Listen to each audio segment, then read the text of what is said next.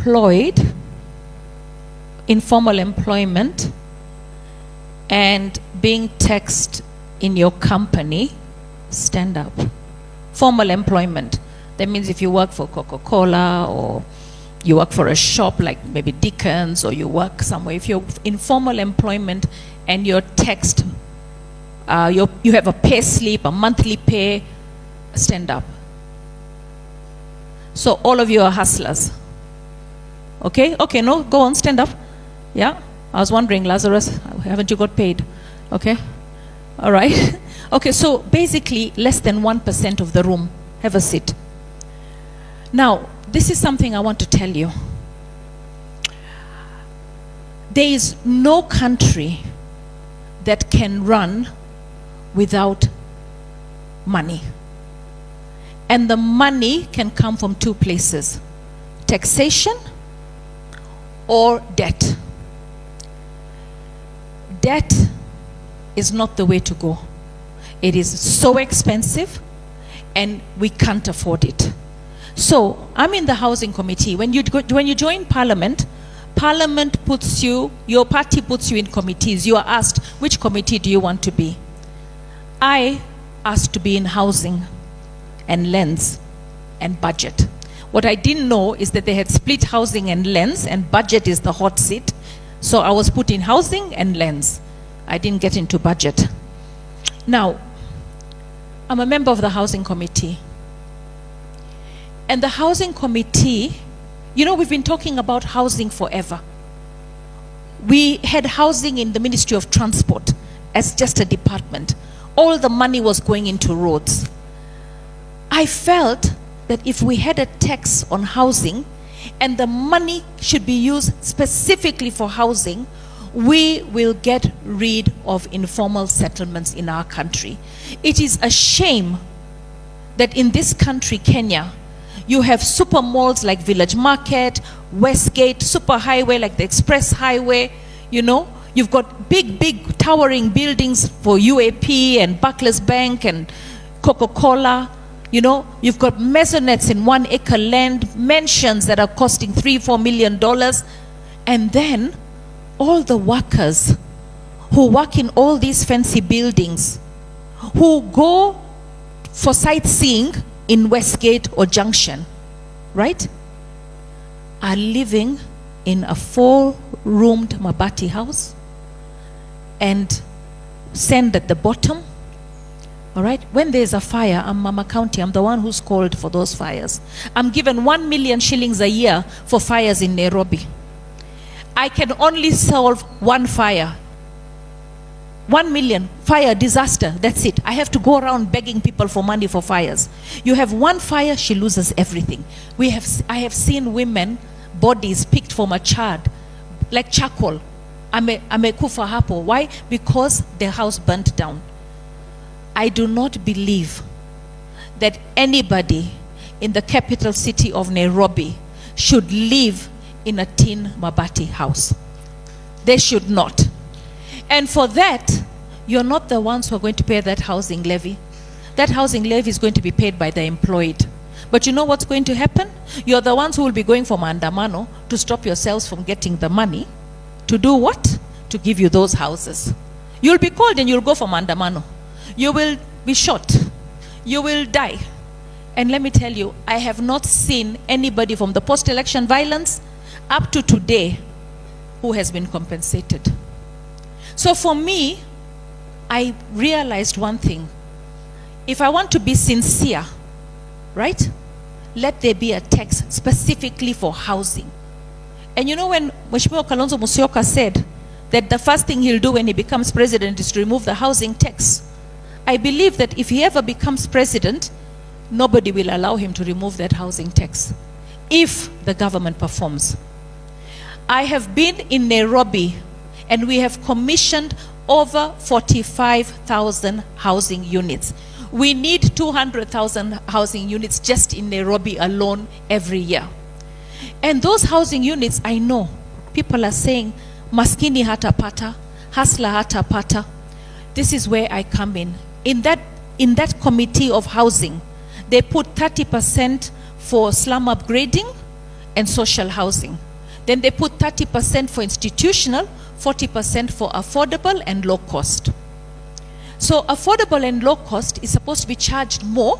It's supposed to be bigger and better so that we can provide the social through the profits. But now that we have a tax, we can be able to say, let's make 50% social. I recently was fighting for civil servants because civil servants are going to pay the housing tax.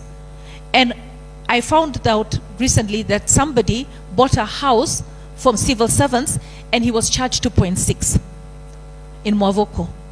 And somebody else bought a house from social and he was charged 1.3. So I decided to go and look at those two houses. They were identical. So I asked, why should a civil servant pay double so that the hustler can get a house? It's not fair. And the house is the same. So even if you were going to charge more, and I took on the president during the Labor Day. I told him, Mr. President, look into this thing. Because I went to Hinga, he didn't listen.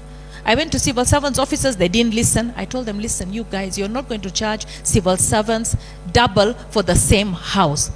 If you're going to give him any charge more, you give him maybe 50% more, but you give him a bigger house and a better house. Housing can create a lot of opportunity for us, from the making of the doors, from the making of the windows, from the making of the tiles, and a lot of employment opportunities. Engineers, contractors, you name it. I hope investors will come in and help us out.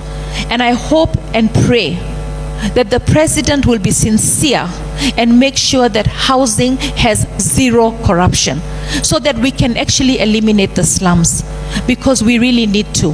I know that right now there's a lot of tension in Nairobi, all right? And I shall be visiting a lot of these demolition sites, okay? Because I think there's a plan to do the Nairobi River regeneration. It looks beautiful, but we've displaced a lot of people. We need solutions for them. For me, the 10K is not enough. They need to be given more because already they are displaced. Some of them even didn't have time to take their furniture out. Now, 2024, I'm not happy with a number of things. I am not in the budget committee, but I went to the public participation in Nairobi. I went to the one in Dagoretti, the one in Embakasi. I sat through the public participation on the budget committee, and I'm not in the budget committee.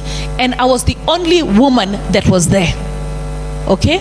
Beatrice Elachi was committed, so she was not able to come. And I thought to myself, here we're discussing budget. Let me go and listen to what the men and the women are going to talk about, especially issues women. The issue of Linda Mama came. I've actually put in what you call it? I've already lobbied, done, what is it that I've done? Lazarus, where is he gone? I put in what?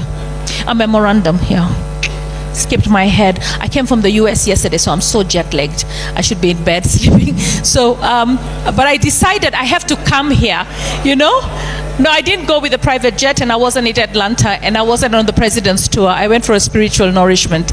Okay, so now, and I didn't pay it with taxpayers' money. Now, I put in a memorandum for 3 issues. I put in one for the school feeding program. I want the children given food. I don't care about the differences between county government and national government. I just want our children to get food. When it comes to sanitary towels, I want our children in public, private, community, and mission-based schools to all get sanitary towels. I've been singing this song from the time I joined. We only give public, all right? It cannot be, it needs to be even more than 30 million, all right? But the thing is, we don't have women to push it. The budgets are done by men. So put more women in parliament so we can get more sanitary towels, we can get diapers for our children, we can get infant food for the mothers. There's so much we can do. All right, but we need more women to articulate these issues. All right, I also am not happy about the money moving from education. I'm not happy about the cuts in vaccination. I'm not happy about the cuts in the wages. We just came back from a strike of doctors, and then you're cutting the wages in health. So if we have to cut, I'm very clear. We don't need to renovate any of the state houses this year. We don't need to increase any more money for the executive officers. They've been okay with the money they've had. We don't even need to increase money in parliament. They've given us an increase of 3 billion. Hatutaki hiyo. Let us put the money to feed our children, to put more sanitary towels, to make sure we have vaccinations, because I hear we have a shortage of vaccinations already, to make sure that we create job opportunities, industries. You know, the Juakali industry, let me tell you, when I went to the Juakali industry and I saw the way they were working, because I gave them a job to do some wheelbarrows and some kokotenis for me. Do you know the conditions under which they work? Most of them are going to be blind by the time they are old because of the sparks without the proper goggles. Most of them are going to have Parkinson's disease because they are smoking the fumes. My father had Parkinson's. He worked in a shipyard, and the welding, he got Parkinson's. Okay, so for me, I feel that we need proper industries. We need to take that Juakali industry and give it all the necessary machinery, give it the partners to be able to do things properly. We need to make sure we don't import anything. Our partners in the East can help us with those industries. We've got to make it lucrative. There's a lot of work to do. Now, you're going to ask me. Thank you. How am I going to vote in 2024, the finance bill? Okay. So, let's just say, first of all, you know, my vote will not count. It will not make a difference. It will not make a difference. All right? It will not make a difference because the government has the majority. All right? The government has the majority. So they can pass it without my vote. All right? They can pass it without my vote.